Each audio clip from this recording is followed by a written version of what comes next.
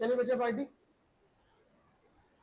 उदय भाई और लकी भाई, आज हम लोग जो स्टार्ट करेंगे दिस इज ऑल अबाउट हमारा chapter number second, potential and capacitance. ठीक है, तो जो हमारा चैप्टर है बेटा, this is all about potential and capacitance.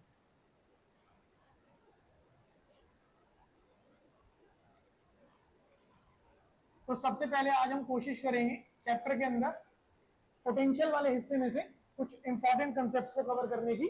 ठीक, और जो सबसे पहला टॉपिक हम लोग सीखने वाले हैं बेटा, this is all about electric potential, और इसी के साथ हम लोग कवर करेंगे बेटा potential energy of pair of charge. ठीक बेटा, दोनों ही पॉइंट जो हैं आपके न्यूमेरिकल्स के लिए बहुत ज्यादा इंपॉर्टेंट है। ठीक है, कोशिश करनी है ध्यान से समझने की, जहां दिक्कत आए वहां रोको और उस डाउट को क्लियर करो। ठीक है भाई, अब इन टॉपिक्स में मूव ऑन करने से पहले हम क्या करते हैं, जो चैप्टर नंबर फर्स्ट है हमारा electric charge field and flux, वहां से कुछ छोटी छोटी चीजें चाहिए, तो पहले उन्हें क्लियर करते हैं एक बार। ठीक है, सो रिव्यू हो जाएगा, रिकैप हो जाएगा आप लोगों के पास। सबसे पहला पॉइंट आप लोग क्या ध्यान रखना, वहां पर आप लोगों ने वहां पर पढ़ा कूलम्स लॉ। ठीक है, तो कूलम्स लॉ का फॉर्मूला ध्यान रखिएगा, दिस इज के magnitude of the product of the two charges and divided bye दोनों चार्जेस के बीच में जो भी सेंट्रल डिस्टेंस होगा उसका स्क्वायर। ठीक है, एक छोटा सा बेसिक फॉर्मूला ये ध्यान रखना है। इसके साथ क्या ध्यान रखोगे, अगर दोनों के दोनों चार्जेस पॉजिटिव है या फिर दोनों चार्जेस नेगेटिव है, ठीक है, मतलब हमारे पास है लाइक पेयर ऑफ चार्जेस। ठीक है, तो इनके बीच में जो फोर्स होगा बेटा, वो कैसा फोर्स रहने वाला है, रिपल्सिव रहने वाला है। और अगर हमारे पास इस तरीके से है, एक पॉजिटिव एक नेगेटिव, एक नेगेटिव और एक positive, this is we have unlike pair of charges, तो इनके बीच में जो नेचर ऑफ फोर्स रहने वाला है वो कैसा रहने वाला है, अट्रैक्टिव। तो पहला पॉइंट पहले चैप्टर से इस चैप्टर को सीखने के लिए क्या चाहिए, आपको कूलम्स लॉ अच्छे से पता होना चाहिए कि कूलम्स लॉ ने क्या कहा था कि दो चार्जेस के प्रोडक्ट के साथ जो फोर्स है वो कैसे वेरी करेगा, डायरेक्टली, और डिस्टेंस के स्क्वायर के साथ कैसे वेरी करेगा, इनवर्सली। और फिर दूसरा पॉइंट याद रखना है कि अगर लाइक पेयर ऑफ चार्ज है तो कैसा फोर्स होगा बेटा, रिपल्सिव, और अगर अनलाइक पेयर ऑफ चार्ज है तो कैसा फोर्स रहेगा, अट्रैक्टिव। डन है। दूसरा पॉइंट आप लोग क्या ध्यान रखिएगा यहां पर कि अगर पॉजिटिव चार्ज है तो पॉजिटिव चार्ज से इलेक्ट्रिक फील्ड कैसी होगी, आउटवर्ड, और अगर नेगेटिव चार्ज है तो नेगेटिव चार्ज से इलेक्ट्रिक फील्ड कैसी होगी, इनवर्ड।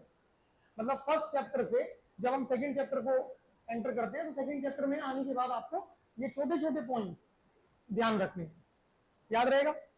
अब हम चलते हैं अपने topic electric potential and potential energy of pair of charge की। तो समझिएगा ध्यान से बेटा क्या चीज है। सबसे पहले हमने कंसीडर किया कि ये मेरे पास एट पॉइंट ओ एक चार्ज गिवन है Q, और इस चार्ज को हम लोगों ने क्या नाम दिया हुआ है बेटा, सोर्स चार्ज। आप लोगों को याद होना चाहिए जो चार्ज हमें गिवन होता है, जो हमें दिया हुआ हो, उस चार्ज को हम क्या नाम देते हैं, सोर्स चार्ज। और हम ये भी जानते हैं कि हर एक चार्ज के आसपास एक ऐसा रीजन होता है जिसमें कि वो किसी दूसरे चार्ज पर क्या कर सकता है, फोर्स लगा सकता है, या फिर कोई दूसरा चार्ज अगर उसकी फील्ड में है तो वो इस गिवन चार्ज की वजह से अपने ऊपर क्या कर सकता है, एक फोर्स एक्सपीरियंस कर सकता है। ठीक, तो ये जो रीजन हमने बनाया ये क्या है, वो this is electric field region of the source charge। ये हमारे सोर्स चार्ज का इलेक्ट्रिक फील्ड रीजन है and this electric field region of the source charge is extending up to a distance x symmetrically. भाई मान लो ये मेरा charge है, ठीक है, तो वो प्लेनर रीजन नहीं है, वो 3 डायमेंशनल रीजन है पूरा का पूरा, और सिमेट्रिकली वो रीजन कितने डिस्टेंस तक एक्सटेंड कर रहा है, x डिस्टेंस तक कर रहा है। भाई इसका मतलब अगर चार्ज इस रीजन के अंदर कहीं है, ठीक है, तो हमारा सोर्स चार्ज उस पर क्या कर सकता है, फोर्स लगा सकता है। बट अगर इसके बियॉन्ड हम बात करते हैं, अगर हमने इसके बियॉन्ड बात करी तो ये डिस्टेंस हमारे लिए क्या होगा, इंफिनिटी डिस्टेंस होगा। अब इस इंफिनिटी डिस्टेंस पर हमारे पास रखा है टेस्ट चार्ज, और टेस्ट चार्ज का नेचर कैसा होता है, पॉजिटिव, हाँ या ना। भाई सिंपल सी चीज कंसीडर करिए, हमारे पास एक सोर्स चार्ज की फील्ड एक्सटेंड कर रही है कितने डिस्टेंस तक, x तक। इसके बियॉन्ड जो भी डिस्टेंस होगा वो क्या रहेगा हमारे लिए, इंफिनिटी रहेगा। अब इस इंफिनिटी पोजीशन पर एक टेस्ट चार्ज है, और टेस्ट चार्ज का नेचर कैसा होता है, पॉजिटिव। अब इस टेस्ट चार्ज को हमें इंफिनिटी से उठाना है, इस टेस्ट चार्ज को इंफिनिटी से उठाना है और अपने गिवन चार्ज की फील्ड के अंदर तक लेकर के आना है। ऐसा करने के लिए हमें कुछ ना कुछ वर्क डन करना पड़ेगा या नहीं करना पड़ेगा। सो इस टेस्ट चार्ज को उठा करके हम इंफिनिटी से कहां लेकर के आते हैं, फील्ड के अंदर। एंड मान लो मैं उसे उठा करके इस पॉइंट तक ले आया, से एट पॉइंट ए, और पॉइंट ए का सेंटर से डिस्टेंस कितना दिया हुआ है हम लोगों को, आर। तो समझना ध्यान से कि इलेक्ट्रिक पोटेंशियल को मैं कैसे डिफाइन करूंगा, एक सिंबलाइज करते हैं V से। So electric potential is what? The amount of work done in order to move the test charge from infinity to the given point. ठीक, भैया आपने कहां से कहां मूव कराया, इंफिनिटी से गिवन पॉइंट तक। तो from infinity to the given point in the field of another charge, ठीक, और किसी दूसरे चार्ज की फील्ड के अंदर मूव कराया, ठीक है। अब यहां 2 पॉइंट याद रखने हैं। पहला पॉइंट, विदाउट एक्सेलरेटिंग, इंपॉर्टेंट है बेटा। हम अपने क्यू नोट को जब इंफिनिटी से दूसरे चार्ज की फील्ड में लेकर जाएंगे तो हमें इस बात को ध्यान में रखना है कि हमारा चार्ज पार्टिकल जो होगा वो एक्सेलरेट नहीं करना चाहिए। रीजन है, अगर वो एक्सेलरेट कर गया तो एक्सेलरेट करते ही, भाई देखो चार्ज है तो चार्ज के साथ इलेक्ट्रिक फील्ड तो रहेगी, बट अगर वो एक्सेलरेट कर गया तो इलेक्ट्रिक फील्ड के साथ साथ क्या बनेगी, मैग्नेटिक फील्ड। और अगर हमारे पास इस चार्ज की इलेक्ट्रिक फील्ड के साथ साथ मैग्नेटिक फील्ड बन गई तो वो हमारे गिवन चार्ज की इलेक्ट्रिक फील्ड के साथ इंटरफेरेंस करेगी, जिसकी वजह से हम अपने गिवन चार्ज का जो पोटेंशियल है उसको कभी भी एक्यूरेटली मेजर नहीं कर पाएंगे। सो क्वेश्चन है, ध्यान रखना है कि आप चार्ज पार्टिकल को हमेशा कैसे लेके आते हो, विदाउट एक्सेलरेटिंग। विदाउट एक्सेलरेटिंग का मतलब क्या हुआ, एक्सेलरेशन कितनी होनी चाहिए, 0। एक्सेलरेशन 0 होने का मतलब क्या हुआ, हमें चार्ज पार्टिकल को इस तरीके से मूव कराना है कि उसकी वेलोसिटी क्या रहे, कांस्टेंट रहे। जब वेलोसिटी कांस्टेंट होगी तो एक्सेलरेशन क्या हो जाएगी, 0। इस दौरान वो मैग्नेटिक फील्ड नहीं बनाएगा, उसके साथ सिर्फ और सिर्फ क्या रहेगी, इलेक्ट्रिक फील्ड। और अगर वो एक्सेलरेट कर गया तो इलेक्ट्रिक फील्ड के साथ साथ क्या बनेगी, मैग्नेटिक फील्ड, जो कि हमारे गिवन चार्ज की फील्ड को डिस्टर्ब करेगी और हम पोटेंशियल को एक्यूरेटली मेजर नहीं कर पाएंगे। ये पॉइंट ध्यान रहेगा। एंड दूसरी चीज क्या ध्यान रखनी है, that against the electrostatic force, ठीक, भाई हम जो भी वर्क डन करेंगे वो इलेक्ट्रोस्टैटिक फोर्स के फेवर में नहीं होगा, वो कैसे होगा, अगेंस्ट होगा। ध्यान रहेगा। अभी हमने सिर्फ थ्योरेटिकल कंटेक्स्ट में बात करी कि इलेक्ट्रिक पोटेंशियल क्या है। जब कभी भी हम एक टेस्ट चार्ज को इंफिनिटी से मूव करा रहे हैं और इंफिनिटी से लेके कहां पर आ रहे हैं, किसी दूसरे चार्ज की फील्ड में, तो ऐसा करने के लिए हमें क्या करना पड़ा, वर्क डन करना पड़ा। अब इस वर्क डन को इस तरीके से किया जाएगा कि चार्ज पार्टिकल एक्सेलरेट नहीं होना चाहिए और वर्क डन जो होगा वो इलेक्ट्रोस्टैटिक फोर्स के कैसे रहेगा, अगेंस्ट। तो जो भी वर्क डन हमने किया है उसी को हम क्या कहेंगे, electric potential of this source charge. बात समझ आई? श्योर।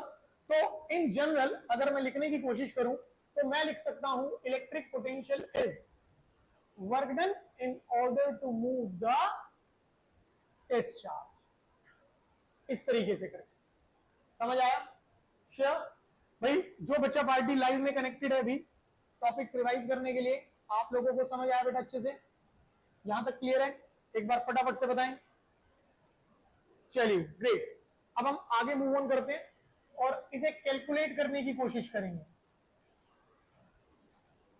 देखो बेटा ध्यान से, आप अपने टेस्ट चार्ज को ऐसे लेफ्ट साइड मूव करा रहे हो इस तरह, तो हमारा जो डिस्प्लेसमेंट है वो लेफ्ट साइड होगा। और अब सोचो, जैसे ही आपका टेस्ट चार्ज फील्ड के अंदर आ जाएगा तो जो हमारा ये सोर्स चार्ज है, हमारा सोर्स चार्ज टेस्ट चार्ज को कैसा फोर्स देगा, रिपल्सिव इलेक्ट्रोस्टैटिक फोर्स, इस तरफ लगाएगा। तो दोनों के बीच में, फोर्स और डिस्प्लेसमेंट के बीच में, theta between force vector and displacement vector कितना बन गया बेटा, 180 डिग्री। अब इसको ध्यान रखेंगे, कैलकुलेशंस में इस्तेमाल होगा। ठीक। So according to general equation of work done, according to general equation of work done हम लिख सकते हैं dw is equal to F D X cos theta. भाई जो वर्क डन होता है अगर आप याद करें तो total work done can be written as F vector dot X vector, ये चीज होता है। और अगर आपके पास डॉट प्रोडक्ट है तो डॉट प्रोडक्ट में कौन आता है, कॉस थीटा। और जब हम छोटे हिस्से के लिए लिखेंगे तो dw can be written as what, F D X cos theta. अब अगर हम इस इक्वेशन के अंदर सब्स्टिट्यूशन करें बेटा, समझिएगा ध्यान से, इसे कर लेते हैं first. Now according to your Coulomb's law, Coulomb's law के हिसाब से what is the formula for force, k q1 q2 and divided by distance का स्क्वायर। ये चलता है हमारे पास। ध्यान से देखो चार्जेस कौन कौन है, एक है q और दूसरा है q0। अगर इंफिनिटी पर है तब तो ये कोई फोर्स नहीं लगा सकता, बट जैसे ही q0 फील्ड के डिस्टेंस पे यहां कहीं आ गया तो हमारा सोर्स चार्ज फोर्स लगाना शुरू करेगा। इसका मतलब हम डिस्टेंस कितना लेके चलेंगे, x। हाँ है ना, लकी क्लियर हुआ? श्योर। अगर मैं रीडिंग्स रिप्लेस करता हूं तो फोर्स कितना बना हमारे पास, k q q0, it is k q q0 over x square. ठीक, इसे कर लेते हैं इक्वेशन नंबर सेकंड। डन है? यहां तो क्लियर है नहीं? Now using second in first and theta को कितना रख देंगे बेटा, 180 डिग्री। भाई थीटा कितना बना था हमारा, 180 बना था ना। अगर हमने रिप्लेस करा तो हमारे पास dw कितना बनेगा, k q q0 over x square into dx into cos 180। And what is cos 180, cos 180 क्या होता है, -1। हमारे पास dw कितना तैयार हो गया, माइनस के Q Q naught over X square DX. Done है भाई? हाँ देखो cos 180 की वैल्यू क्या होती है, what is cos 0, 1, what is cos 90, 0, and what is cos 180, -1। ठीक है, तो हमने cos 180 की वैल्यू -1 सब्स्टिट्यूट करी तो कितना हो जाएगा हमारे पास, cos 180 हटा और पूरा रिजल्ट कैसे आ गया, नेगेटिव में। और क्लास 11th में याद करो कितना टाइम हो रहा है बेटा, खेलने गया होता ना, खेलते खेलते तिलक नगर पहुंच गया था, पिटाई होगी बहुत, बैठ जा बदमाश। नाउ हम लोगों ने यहां पर क्या लिखा कि वर्क डन जो है वो कैसे होता है, अगेंस्ट द इलेक्ट्रोस्टैटिक फोर्स। हाँ जल्दी से आया, जो वर्क डन है वो कैसे होगा, इलेक्ट्रोस्टैटिक फोर्स के अगेंस्ट। याद करो क्लास 11th में जब हमने नेचर ऑफ वर्क डन पढ़ा तो वहां हम लोगों ने क्या करा कि अगर थीटा है 0 डिग्री, और 0 भी नहीं, अगर थीटा 0 है, 0 से बड़ा है और 90 से छोटा है तो वर्क डन रहेगा positive. If work done is positive तो हम क्या कहते थे, work done is in favour. जो वर्क डन है वो कैसे हो रहा है, फेवर में हो रहा है। फिर दूसरा केस कि अगर थीटा 90 से बड़ा है, 180 के बराबर या 180 से छोटा है, ठीक है, अगर थीटा 90 से ज्यादा है, 180 के बराबर और 180 से छोटा है तो वर्क डन क्या आएगा, negative. And negative work done मतलब क्या हुआ, वर्क डन इज अगेंस्ट आएगा। और अगर थीटा 90 है तो वर्क डन कितना हो जाएगा, 0, जिसका कोई भी फिजिकल सिग्निफिकेंस नहीं होता। अगर आप ध्यान से देखें आपका वर्क डन क्या बना, नेगेटिव। अगर नेगेटिव वर्क डन है means work done is against, जो कि डेफिनेशन कह रही थी हमसे। समझ आया नहीं? मेरे पास small amount of work done आ चुका है, अगर मैं इसे इंटीग्रेट करूं तो टोटल वर्क डन मिलेगा, और पोटेंशियल निकालने के लिए we need the total work done. तो हम अपनी इस इक्वेशन को दोनों तरफ इंटीग्रेट करते हैं, समझिएगा ध्यान से। Now integrating both the sides, जैसे ही दोनों तरफ इंटीग्रेट किया so integral of D W negative K Q Q not by X square into D X. Ashutosh सामने ध्यान दो, अब हमें लगानी है लिमिट्स, समझना ध्यान से। ये तो हो जाएगा 0 से टोटल वर्क डन, यहां पे लिमिट्स क्या होंगी, फिगर को ध्यान से देखो। आप अपने चार्ज को कहां से लेके जा रहे हो, इंफिनिटी से। और कूलम्स लॉ में क्या था कि डिस्टेंस हमेशा कहां से देखना है, सेंटर से। मेरा चार्ज यहां रखा हुआ है, ठीक है, और इनिशियली चार्ज कहां है, यहां पर। क्या लोकेशन है, इंफिनिटी। तो सेंटर से यहां तक का डिस्टेंस कितना हो गया, इंफिनिटी। और मैं कहां तक ला रहा हूं, पॉइंट ए तक, और पॉइंट ए का डिस्टेंस सेंटर से कितना है, आर। तो मेरा चार्ज कहां से कहां तक आ रहा है, इंफिनिटी से आर तक। इसका मतलब मैं लिमिट्स जब लगाऊंगा तो क्या लगाऊंगा बेटा, इंफिनिटी टू आर। आया समझ में नहीं भाई, मेरा चार्ज यहां से यहां तक आ रहा है, ठीक है, यहां का डिस्टेंस जो है ठीक कितना है, इंफिनिटी, और यहां का कितना है, आर। तो इंफिनिटी से कहां तक, आर तक। तो लिमिट्स आपने वही लगा दी, इंफिनिटी से आर। क्लियर हुआ? अगर हम इसे रिजॉल्व करते हैं बेटा तो देखिए ध्यान से, इसको इंटीग्रेट करा तो कितना मिल गया हमें, सिंपली वर्क डन माइनस के क्यू क्यू नॉट बाहर हो गया, integral of dx by x square, dx by x square will gives you how much, minus 1 by x, minus 1 by x from infinity to r। हाँ या ना? अगर हम इसे रिजॉल्व करें so work done will be equal to, ये negative इसके साथ मिलकर क्या बन जाएगा, positive, k Q Q not 1 by r minus 1 by infinity। now 1 by infinity will be 1, 0। मेरे पास वर्क डन कितना मिला, k Q Q not by R. पहले बताओ यहां तक समझ आया या नहीं आया, यहां तक का पॉइंट क्लियर है, पक्की बात है? अब सुनिएगा ध्यान से, अगर मैं इस पॉइंट पर थोड़ा सा रुकूं और ध्यान से देखूं तो ये जो मेरा फॉर्मूला बना, ठीक, इसे हम क्या बोलते हैं, this is potential energy of pair of charge. ये जो वर्क डन है ना बेटा, यहां पे ये जो वर्क डन बना, this work done will stored as potential energy। ये वर्क डन किसकी तरह स्टोर करता है, पोटेंशियल एनर्जी की तरह। और बहुत इंपॉर्टेंट रिलेशन है, ध्यान रखिएगा, याद रहेगा। ये तो एक छोटा सा डेरिवेशन था, आप इस फॉर्मूले को किस तरह से ट्रीट करोगे, किस तरह से देखोगे, समझना ध्यान से। In general potential energy of pair of charge, U से रिप्रेजेंट करना है के Q1 Q2 divided by distance. आप फॉर्मूला ध्यान रखेंगे कुछ इस तरीके से, ठीक है। इट इज सिंपली के product of both the charges, जो भी दो चार्जेस हैं उनका प्रोडक्ट, और डिवाइड करना है किससे, उन दोनों चार्जेस के बीच के डिस्टेंस से, ठीक।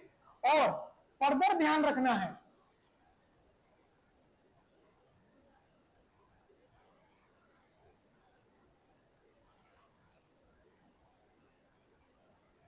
साइन, और simply saying polarity of charge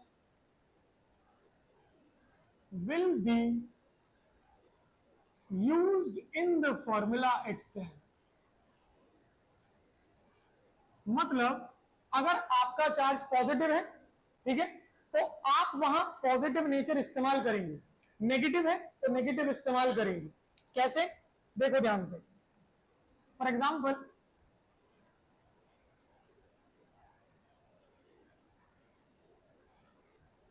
हमने कहा Q1 is positive and Q2 is also positive, दोनों ही चार्ज पॉजिटिव है।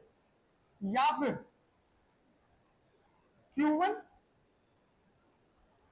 is negative and Q2 is also negative। इस सिचुएशन के अंदर जो फोर्स होगा वो कैसा होगा, रिपल्सिव। एंड जो पोटेंशियल एनर्जी रहेगी, ध्यान से सोचो, आपको कहा गया आप चार्ज के साइन एज इट इज इस्तेमाल करेंगे, whatever the readings are. For example +5 microcoulomb +3 microcoulomb, अगर दोनों पॉजिटिव है तो product will remain as positive. से मैं कहता हूं Q1 is -3 microcoulomb, Q2 is -1 microcoulomb, दोनों चार्ज नेगेटिव है। अगर सब्स्टिट्यूट करते हो प्रोडक्ट अभी भी क्या रहेगा, positive. So potential energy will be what, positive. ध्यान रहेगा। सो अगर रिपल्सिव फोर्स है तो वहां जो पेयर ऑफ चार्जेस हैं उनकी पोटेंशियल एनर्जी हमेशा क्या रहेगी, पॉजिटिव रहेगी। क्लियर हुई बात। और अगर समझना दोबारा से ध्यान से, ना से Q1 पॉजिटिव है और Q2 नेगेटिव, या फिर Q1 नेगेटिव है और Q2 positive, in that case अगर आप ध्यान से देखें तो आपका फोर्स कैसा होगा, अट्रैक्टिव होगा। बट अगर आप पोटेंशियल एनर्जी को देखने की कोशिश करें तो फॉर्मूला क्या है, K Q1 Q2 and divided by distance. और हमने कहा कि फॉर्मूले के अंदर चार्ज के साइन को इस्तेमाल करना पड़ेगा, पॉजिटिव है पॉजिटिव रखोगे, नेगेटिव है नेगेटिव रखोगे। अगर आपने यहां पर साइन इस्तेमाल किया, से आप ये केस ले रहे हो तो product will be what, negative. अगर ये केस ले रहे हो तो product will be what, negative. In that case the potential energy will be what, negative। समझ आई बात, क्लियर हुआ। तो न्यूमेरिकल करते समय हमें ध्यान रखना है हमेशा कि जब कभी भी हम पोटेंशियल एनर्जी के फॉर्मूले को इस्तेमाल कर रहे हैं तो वहां पर जो चार्जेस हैं, प्रोडक्ट ऑफ चार्ज है Q1 इंटू Q2, अगर पॉजिटिव है तो आप पॉजिटिव वैल्यू रखोगे, नेगेटिव है तो आप नेगेटिव वैल्यू रखोगे। ध्यान रहेगा, श्योर। जैसे कि सुनना ध्यान से, इंपॉर्टेंट है, इलेक्ट्रोस्टैटिक फोर्स का फॉर्मूला कूलम्स लॉ में, ठीक है, K Q1 Q2 by R square. Electric field intensity का formula that is K Q by R square. तो इन फॉर्मूलाज के अंदर हम चार्ज का साइन कभी भी इस्तेमाल नहीं करते, पॉजिटिव हो नेगेटिव हो, ठीक है। फॉर्मूले में पुटअप करते समय चार्ज का साइन कभी भी इस्तेमाल नहीं होता था। तो वहां पे बात ये थी कि चार्ज के साइन को हम कहां इस्तेमाल करते थे, डायरेक्शन बनाने में। अगर फोर्स है तो इस बात को कैलकुलेट करने में, इस बात को देखने में कि भाई फोर्स अट्रैक्टिव होगा या फिर रिपल्सिव होगा। अगर इलेक्ट्रिक फील्ड है तो वहां ये देखते थे उस चार्ज के साइन से कि भाई इलेक्ट्रिक फील्ड आउटवर्ड होगी या इलेक्ट्रिक फील्ड इनवर्ड होगी। हम उस चार्ज के साइन को कभी भी फॉर्मूले में इस्तेमाल नहीं करते, परंतु यहां पर चार्ज का साइन हमेशा फॉर्मूले में इस्तेमाल करना। ध्यान रहेगी बात? श्योर? तो अभी हम लोगों ने जो कैलकुलेट किया पोटेंशियल को पढ़ते हुए, वो क्या कैलकुलेट हो गया? Potential energy. अब इस फॉर्मूले को हम दोबारा से पकड़ रहे हैं, ठीक है? देखिएगा ध्यान से।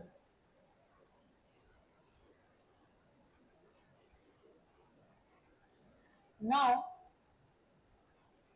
हमने देखा वर्क डन इज के Q Q not by r, ये चीज बनी। आप मुझे ये बताइए, आप इसमें किस चार्ज को मूव करा रहे थे, कैपिटल क्यू को या क्यू नॉट को? किसको? उदय, कौन से चार्ज को मूव कराया था, क्यू या क्यू नॉट? ये तो लेट आया है, बदमाश, अब बैठा है वो उदास हो गए। आपने मूव कराया क्यू नॉट को, इसी को डिनोमिनेटर में लाओ। सो कितना बना? W by q naught is equal to के क्यू बाय आर। ध्यान से देखो, what is this? The amount of work in order to move the test charge, इसी को क्या कहा जाता है? Electric potential. एंड रिप्रेजेंट किससे करते हैं? V से। तो हम क्या लिख सकते हैं बेटा यहां पर? इसका मतलब work done in order to move the charge is what? Electric potential, जो कि किसके इक्वल बना? के क्यू बाय आर। आया समझ? ध्यान रहेगा। और बेटा जी यहां पर भी आपको एक बहुत इंपॉर्टेंट पॉइंट ध्यान रखना है, that we always have to use the sign of the charge. हम हमेशा चार्ज के साइन को एज इट इज इस्तेमाल करेंगे। अगर पॉजिटिव है तो पॉजिटिव रखेंगे, और अगर नेगेटिव है तो नेगेटिव रखेंगे। बात समझ आई? पक्का क्लियर हुआ? श्योर? अब एक क्वेश्चन के हिसाब से हम अपना कंसेप्ट क्लियर करते हैं अच्छे से, ठीक? अच्छा, एक दो चीजें और ध्यान रखनी है बेटू, समझ लेते हैं उनको भी। देखो, सबसे पहली चीज, potential is a scalar quantity. जो इलेक्ट्रिक पोटेंशियल है वो किस तरह की क्वांटिटी है? स्केलर। अगर किसी ने पूछा हमसे कि भाई आप इलेक्ट्रिक पोटेंशियल को स्केलर क्यों कह रहे हैं, तो आपका जवाब क्या होगा? हमने पोटेंशियल को कैसे डिफाइन करा? It is the amount of work done. And work done क्या होता है? फोर्स और डिस्प्लेसमेंट का dot product. And dot product is also known as what? Scalar product. क्यों? क्योंकि वहां से जो रिजल्टेंट क्वांटिटी बनती है वो कैसी क्वांटिटी होती है? स्केलर। तो इस वजह से आपका इलेक्ट्रिक पोटेंशियल कैसी क्वांटिटी है बेटा? स्केलर क्वांटिटी है। ध्यान रहेगा? श्योर? फिर दूसरी चीज आप लोग ध्यान रखेंगे बेटा यहां पर, units. So unit will be written as joule per coulomb, ठीक है? जिसको कि हम लोग क्या बोल देते हैं बेटू? वोल्ट। हो जाएगा यहां तक? दो पॉइंट अच्छे से याद रहेंगे, that what is electric potential energy of pair of charge and what is electric potential. And the most important point, फॉर्मूले में चार्ज का साइन हमेशा इस्तेमाल होगा, चाहे वो इलेक्ट्रिक पोटेंशियल है, चाहे वो इलेक्ट्रिक पोटेंशियल एनर्जी है। बात समझ आई? पक्की बात है? मम्मी का समझ देखिए। श्योर? अब एक क्वेश्चन पकड़ते हैं, समझना ध्यान से बेटा।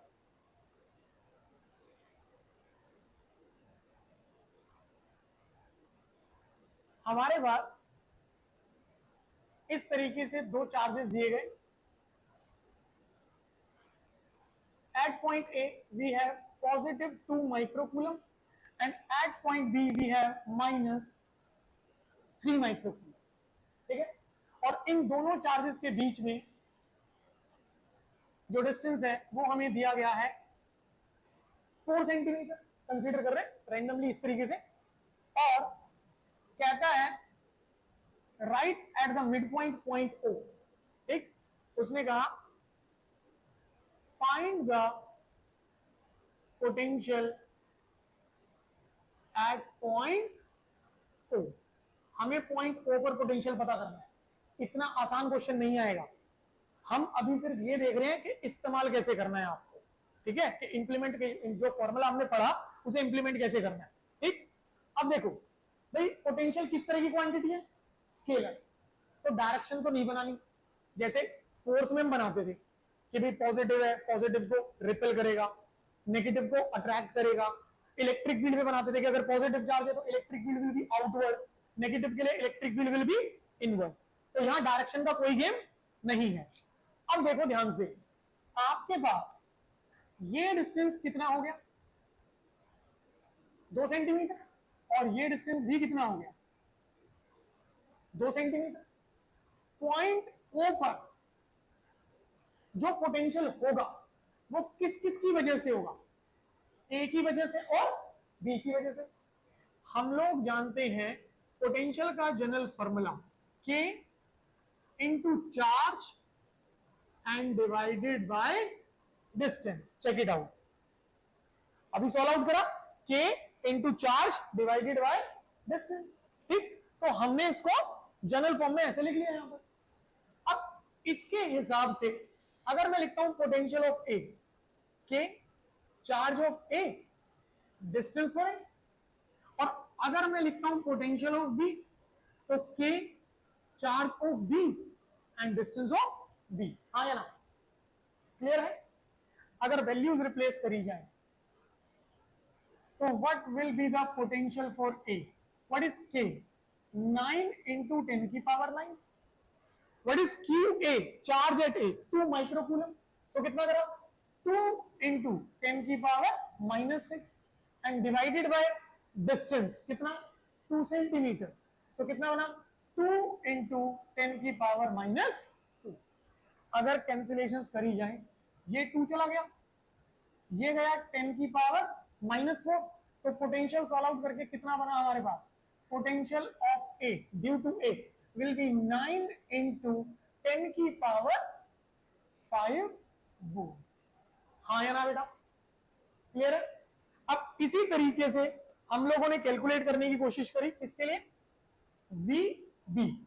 वैल्यूज डालो, 9 इंटू 10 की power 9, what is the charge, -3, -3 into 10 की पावर -6। शुरुआत में ही कहा ना, आपको चार्ज का साइन एज इट इज इस्तेमाल करना पड़ेगा, तो आपने एज इट इज रखा है यहां पर। And what about the distance, 2 into 10 की पावर -2। भाई अगर कैंसिलेशन करी जाए, गौर से देख लो भाई, ये कितना हो गया 10 की पावर -4, तो ये कितना बना हमारे पास, potential B is going to be 9 3 27/2 into 10 की पावर 5, यही होगा। तो पोटेंशियल बी कितना आ गया, नेगेटिव में है बेटा, ये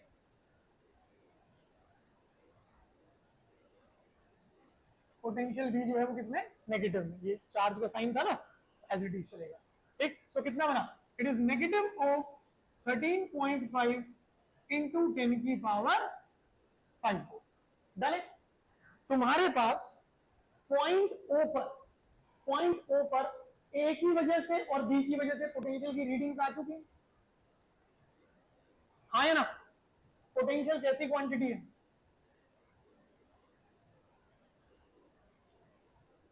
पोटेंशियल कैसी क्वांटिटी है बेटा, बोलो, स्केलर। अगर स्केलर क्वांटिटी है तो net potential will be what, algebraic sum. First chapter last concept electric flux calculate जब हम करते थे, वो न्यूमेरिकल याद करो, क्यूबिकल सरफेस वाला, सिलिंड्रिकल वाला, उसमें लेफ्ट फेस राइट फेस निकालते थे। टोटल निकालने के लिए क्या करते थे, अलजेब्रिक सम करते थे। क्यों करते थे, क्योंकि कैसी क्वांटिटी है, स्केलर। पोटेंशियल भी कैसी क्वांटिटी है, स्केलर। तो net potential will be what, the algebraic sum. जो पॉजिटिव है उसे पॉजिटिव रखेंगे, जो नेगेटिव है उसे नेगेटिव। अगर वैल्यूज रखी, what is the potential due to A, 9 into 10 की power 5, potential due to B -13.5 into 10 की पावर 5। समझ आया या नहीं, क्लियर हुआ। सॉल्व आउट करा, फाइनल आंसर कितना हो गया, -4.5 इंटू 10 की पावर 5 वोल्ट। अब बताओ समझ आया या नहीं आया। पक्का? पोटेंशियल एंड पोटेंशियल एनर्जी का कंसेप्ट क्लियर है? श्योर? आशुतोष कहां समझ आएगा जब आधा घंटा लेट आओगे तो? अब बैठे रहो आराम से ऐसे, ठीक है भाई? डिसिप्लिन में आना जरूरी है, ठीक है? 2 दिन टाइम से आते हो फिर पूरा बराबर कर देते हो हिसाब किताब में, है ना? हाँ वो मैं बस चला रहा था ना, लेगा तुम्हें तिलक नगर तक। बेटा आप लोगों को समझ आया? जितने भी लोग अभी रिवीजन में कनेक्टेड है, यहां तक क्लियर हो बेटा आप लोगों को?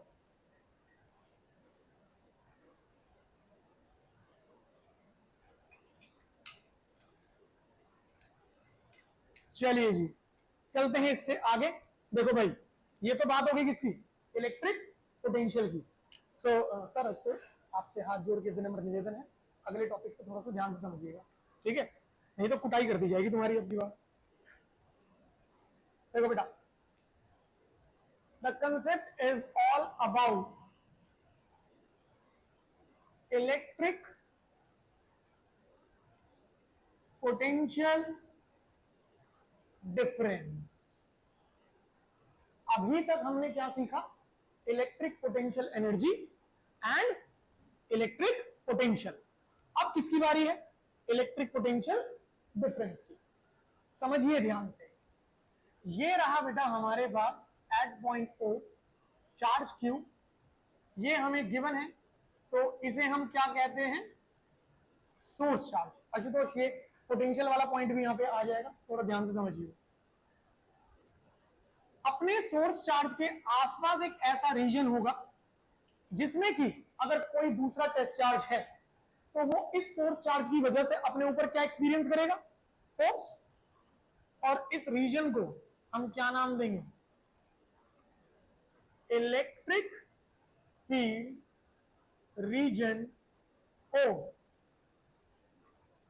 कौन सा चार्ज? सोर्स चार्ज, आया ना? और हमने कहा कि हमारी field is extending up to distance X, ठीक है? और इसके बियॉन्ड जो डिस्टेंस है वो कितना बन गया?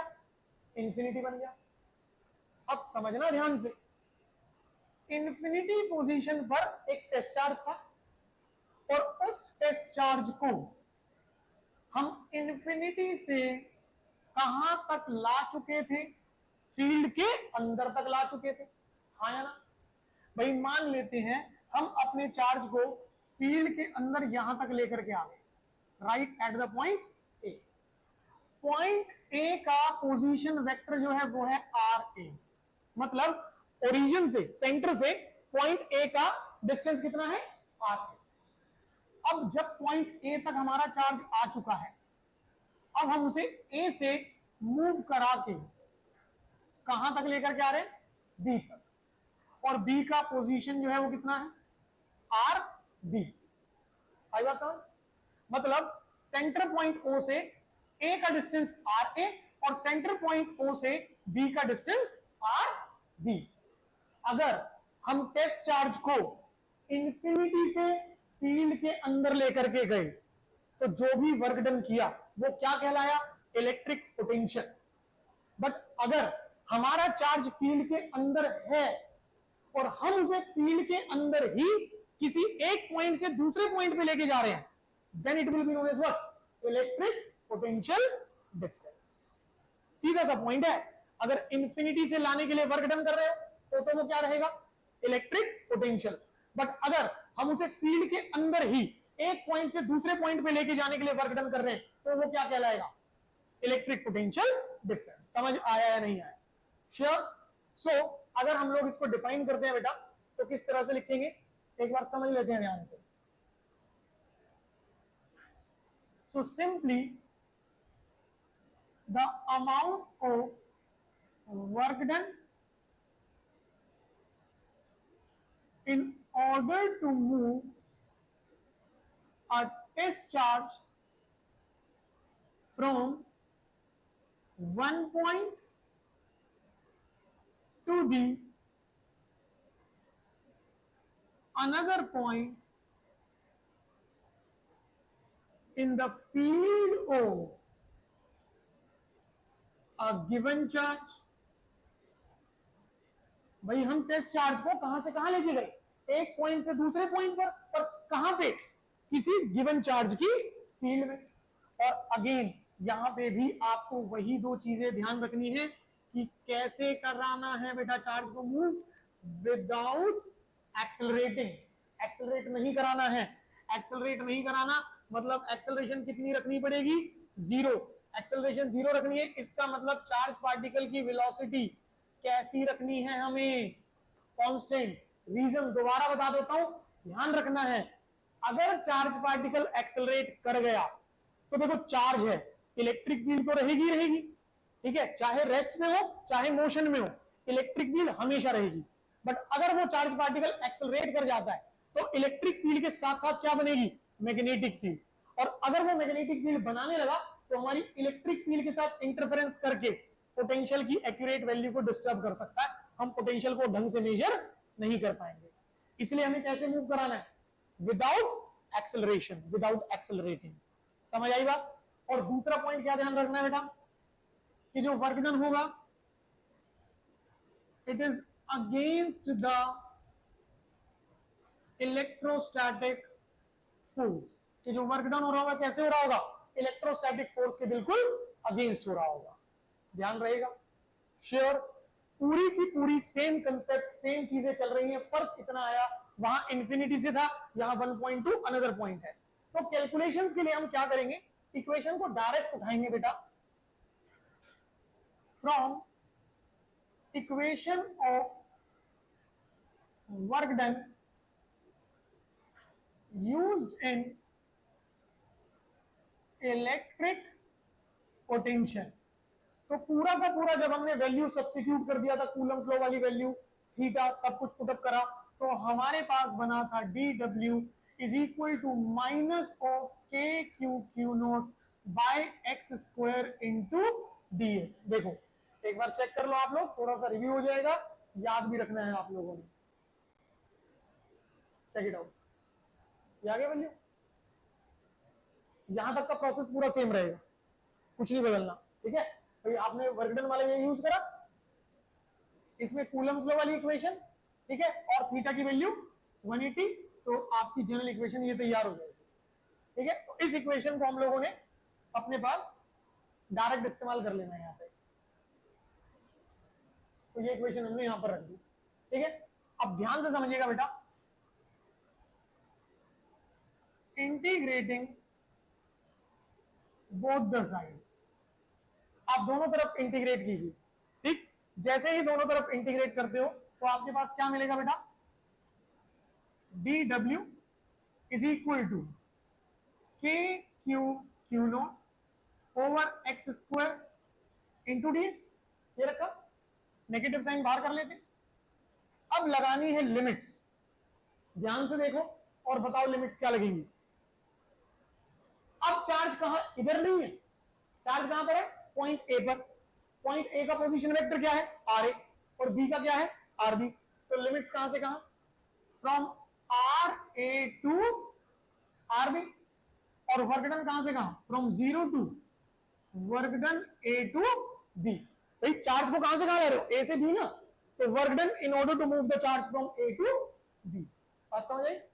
अगर हम इसे रिजॉल्व करें बेटा, इसको रिजॉल्व करा तो सिंपली क्या बन गया, डब्ल्यू ए बी, भाई डब्ल्यू बनेगा, वर्क डन बनेगा, लिमिट डालेंगे, upper limit minus lower limit, यही आ जाएगा, आया ना।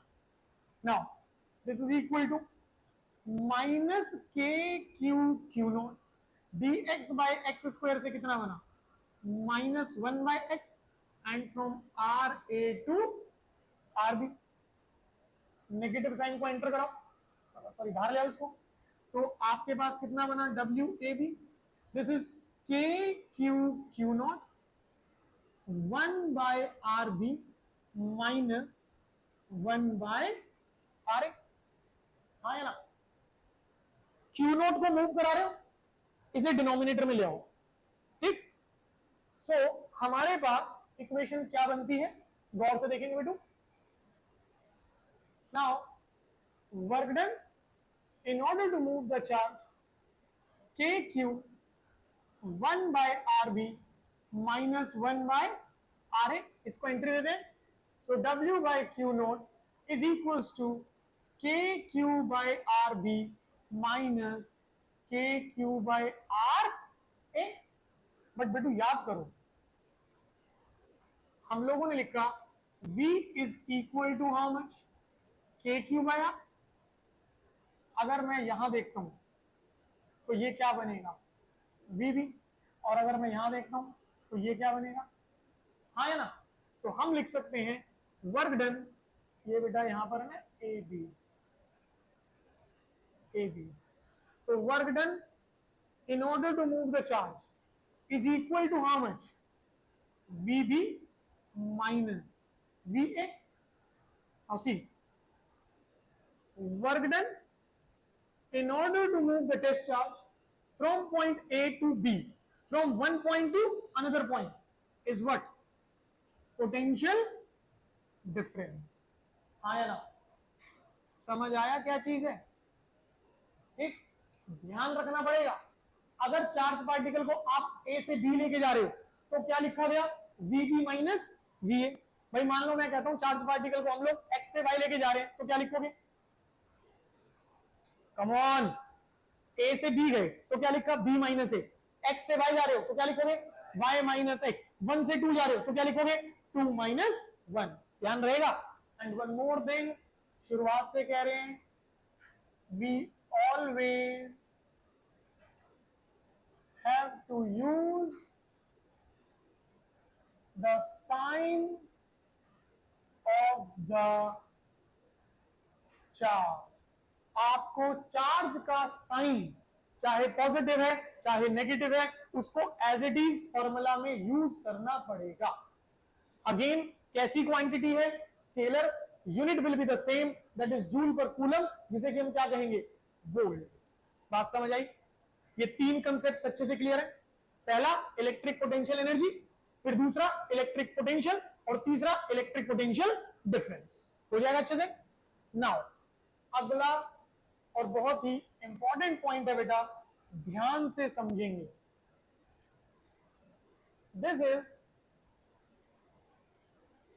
इक्वी पोटेंशियल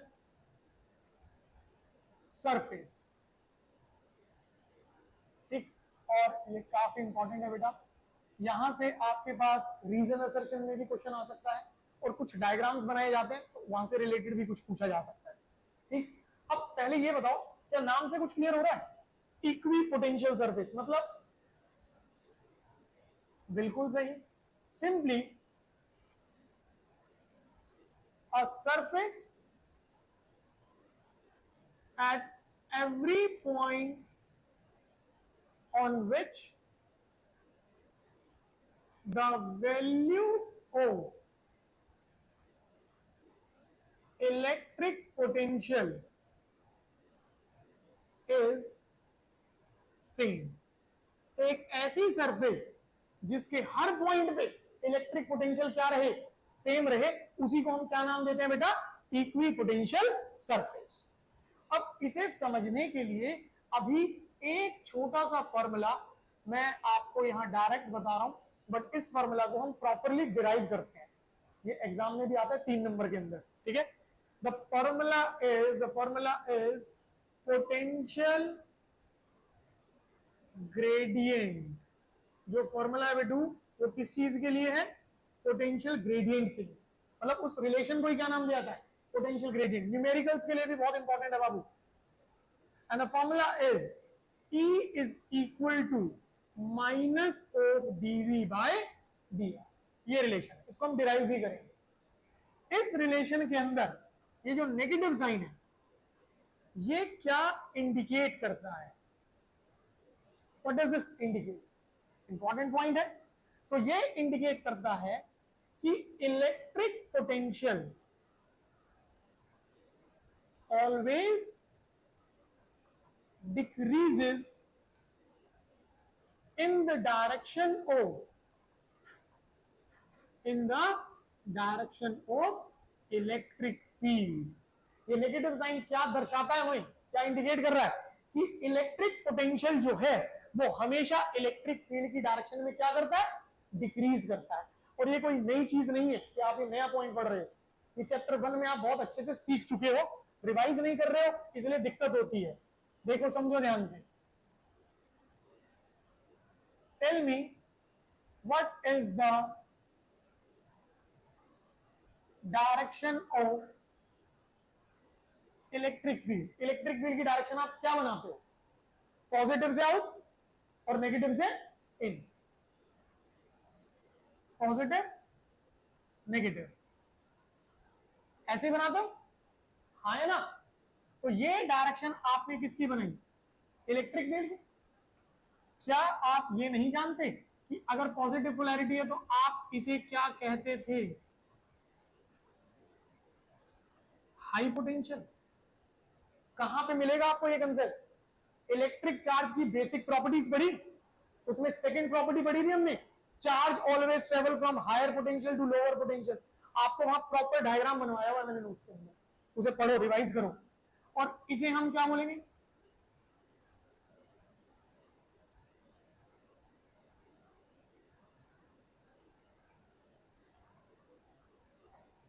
लो पोटेंशियल, हाँ या ना।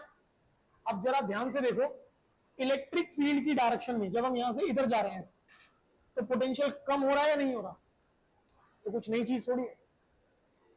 आई बात समझ, मुझे क्लियर हुआ भाई, नहीं मतलब क्लियर हुआ है नहीं हुआ, अच्छी तरह चैप्टर नहीं हुआ ना ये वाला, थोड़ा सा रिलैक्स, ठीक। बाकी तुम दोनों को क्लियर हुआ है तक, श्योर। अब जरा ध्यान से देखो कि इस पॉइंट से हम इक्वी पोटेंशियल सरफेस, अच्छा उधर पिछले वाले पॉइंट्स क्लियर है अच्छे से, पोटेंशियल पोटेंशियल डिफरेंस वाले, श्योर ना, थोड़ा सा ध्यान देना है, ठीक है।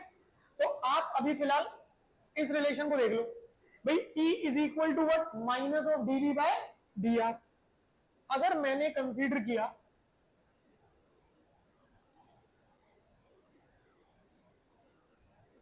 a uniformly charged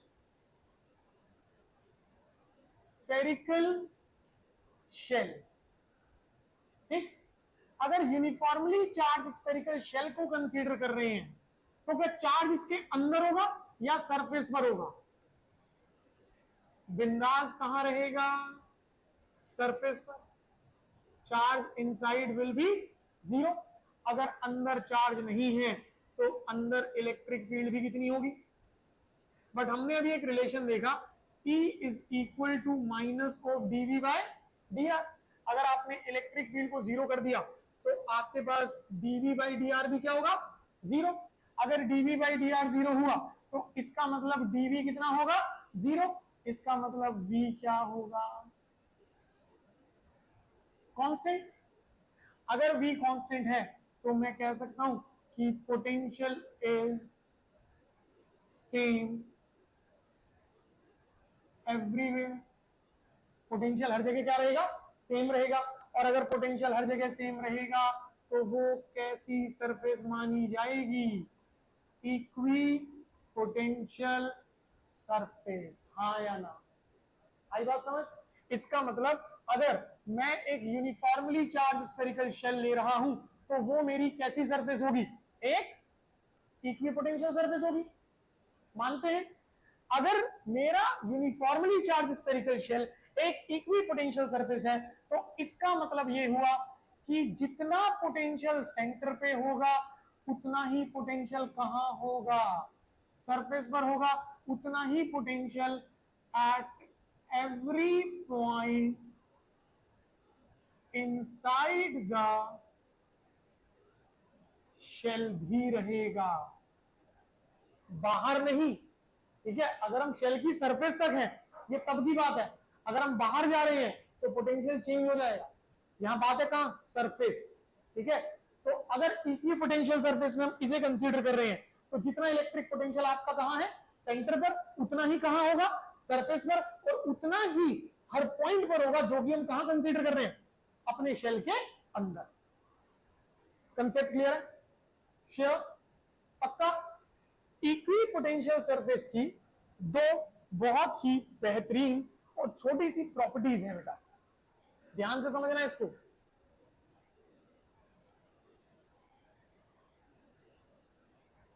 थोड़ा सा बच्चा पार्टी जो लोग कनेक्टेड है यहां पर, कौन कौन है एक बार देख लें हम भाई, तुम्हारे प्यारे बच्चे कौन कौन हैं भाई अभी।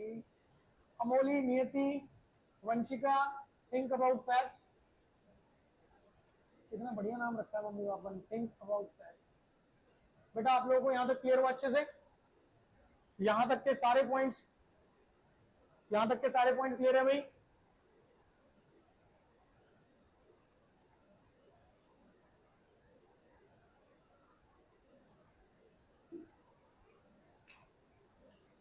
चलिए जी, करते हैं शुरू यहां से आगे।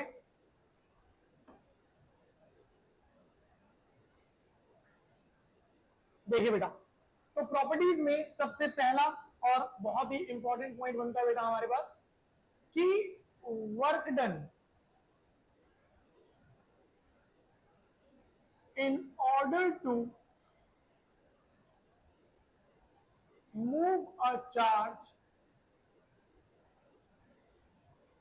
over an equipotential surface,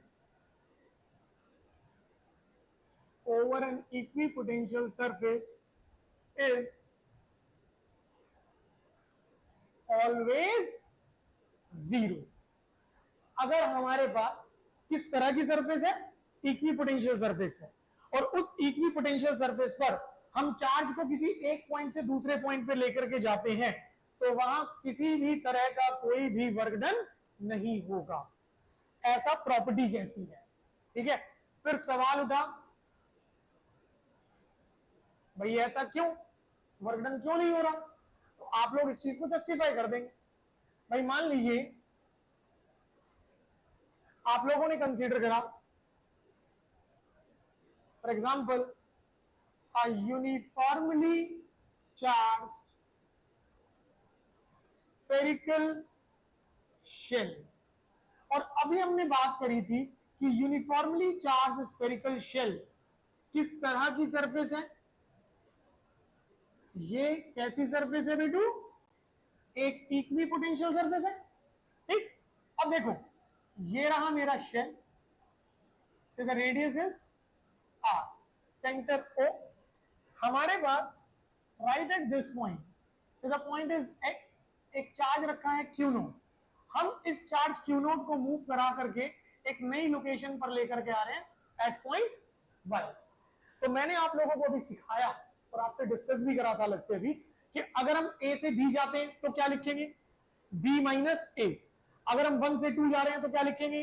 2 minus 1। अगर हम X से Y जा रहे हैं तो क्या लिखेंगे? Y minus X। So general equation of electric potential difference हम क्या लिखेंगे? Work done in order to move the charge Q naught from X to Y। ठीक, और ये कितना बनेगा बेटा हमारे पास? Vy माइनस Vx, परंतु हम जानते हैं Vx is equal to what? Vy। भाई इक्विपोटेंशियल सरफेस है, तो इक्विपोटेंशियल सरफेस के हर पॉइंट पर पोटेंशियल क्या होगा? सेम होगा। तो अगर हमने इसे यहां इंप्लीमेंट किया तो हमारे पास बना Wxy by Q naught is equal to 0। तो इक्विपोटेंशियल सरफेस पर चार्ज को मूव कराने के लिए कभी कोई भी वर्क डन नहीं होने वाला। समझ आया अच्छे से? श्योर? तो ये थी पहली प्रॉपर्टी। आखिरी पॉइंट आज की क्लास का, ध्यान से समझिए बेटा। सेकंड प्रॉपर्टी क्या कहता है? देखो, सेकंड प्रॉपर्टी में कहा गया कि electric lines of force, electric lines of force and equipotential surface are always perpendicular to each other। कि अगर हमारे पास एक इक्विपोटेंशियल सरफेस है तो वो इक्विपोटेंशियल सरफेस जो होगी और जो इलेक्ट्रिक फील्ड लाइंस होती है, इलेक्ट्रिक लाइंस ऑफ फोर्स होती है, तो वो हमेशा उस सरफेस से कितने एंगल पर रहेगी? 90 डिग्री पर रहेगी। तो ये तो प्रॉपर्टी है।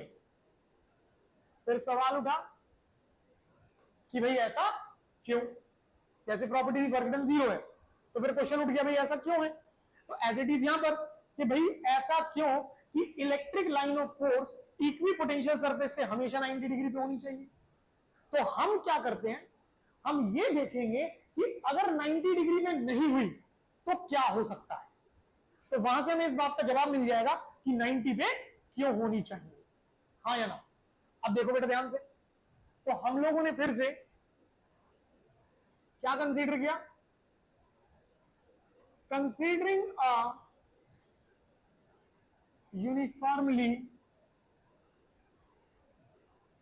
uniformly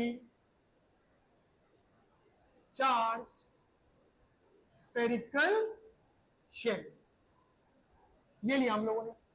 अब अगर आप देखें बेटा, जो एक शेल है ये किस तरह की सरफेस है हमारी, इक्वी पोटेंशियल सरफेस है। क्यों, क्योंकि अंदर चार्ज कितना, 0, जिसकी वजह से इलेक्ट्रिक फील्ड भी कितनी होगी, 0, और इलेक्ट्रिक फील्ड के 0 होने की वजह से हमारा पोटेंशियल क्या बन गया था, constant, means same at every point. इस वजह से ये क्या बन गई थी, इक्वी पोटेंशियल सरफेस। अब हमने क्या करा, हमने इलेक्ट्रिक लाइन ऑफ फोर्स को 90 डिग्री में नहीं बनाया। प्रॉपर्टी क्या कह रही है कि electric line of force equi potential surface से हमेशा कितने एंगल पर होगी, 90 डिग्री पे। तो हमने क्या करा, हमने 90 डिग्री पे ना बना करके सरफेस से एक आर्बिट्रेरी एंगल थीटा पर बना लिया। अगर इलेक्ट्रिक फील्ड एक वेक्टर थीटा एंगल पे इंक्लाइंड है तो इसके दो कंपोनेंट्स बन जाएंगे, एक कंपोनेंट अलोंग द सरफेस और एक नॉर्मल कंपोनेंट। तो इसे मैं क्या लिख सकता हूं, ई कॉस थीटा, और इसे हम क्या लिख सकते हैं, ई साइन थीटा, हाँ या ना बेटा। अब जो ई साइन थीटा है ये क्या बन गया हमारा, नॉर्मल कंपोनेंट। भाई प्रॉपर्टी तो यही कह रही है कि इलेक्ट्रिक लाइन ऑफ फोर्स जो है वो सरफेस से कितने एंगल पर होनी चाहिए, तो चलो ये तो ठीक है, कोई दिक्कत नहीं, ये तो प्रॉपर्टी ही है। बट अगर इलेक्ट्रिक फील्ड 90 डिग्री पे नहीं है तब आपके पास नॉर्मल कंपोनेंट के साथ साथ